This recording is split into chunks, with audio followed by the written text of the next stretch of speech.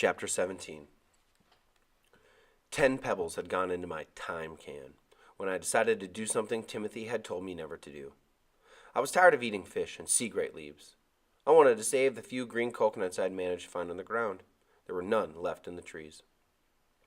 I wanted scallops or a langosta to roast over the fire. I didn't dare go out off North Beach for scallops because of the sharks, but I thought there might be a langosta clinging to the coral in the bottom of the fishing hole.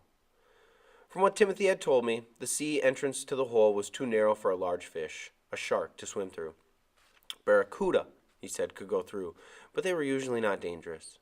If there happened to be an octopus down there, it would have to be a very small one. The big ones were always in deep water. So he said it would be safe for him to dive in the hole. I sharpened a stick the way Timothy had done, but I knew that if I felt the langosta with my left hand, I would have to be very quick with my right hand, or he'd use his tail to push away from me across the sand. With Stu-Cat, I went down to the reef and felt my way along it until I found the familiar edges of the hole. I told Stu-Cat, "If I'm not out in 20 minutes, you better jump in and get me." The crazy cat rubbed along my leg and purred. Holding the sharpened stick in my right hand, I slipped into the warm water, treading up for a moment, waiting to see if anything came up. Then I ducked my head underwater, swam down for a few feet, and came up again. I was certain that nothing was in the hole aside from the usual small fish I yanked out each morning.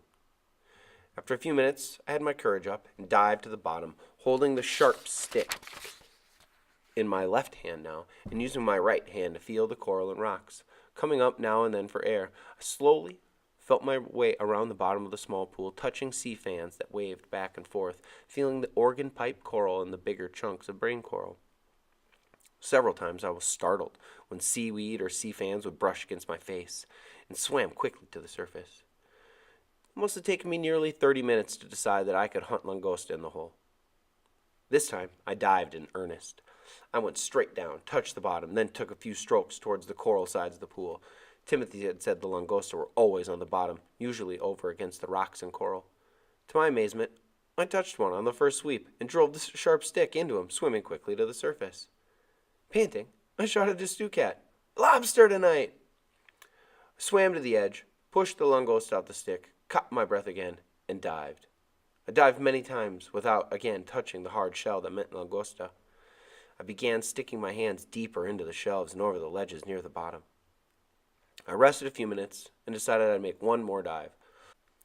I was happy with the lobster that was now on the reef, but it was quite small, barely a meal for Stu-Cat and myself.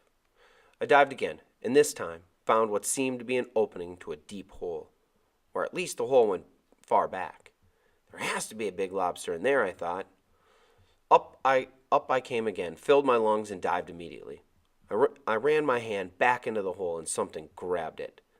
Terrified, I put my feet against the rocks to pull away. The pain was severe. Whatever had my wrist had the strength of Timothy's arms. I jerked hard, and whatever it was came out with my arm, its tail smashing against my chest. I kicked and rose to the surface, the thing still on my wrist, its teeth sunk in deep. I'm sure I screamed as I broke the water, flailing against the edge of the hole. Then the thing let loose, and I made it up over the side and out of the hole. Pain shooting up my entire arm, I lay panting on the edge of the pool. Gingerly began to feel my wrist. It was bleeding, but not badly, but the teeth had sunk in deep. It wasn't a fish, because the body felt long and narrow. Sometime later, I made an informed guess that it had been a large moray eel. Whatever it was, I never got back into the hole again.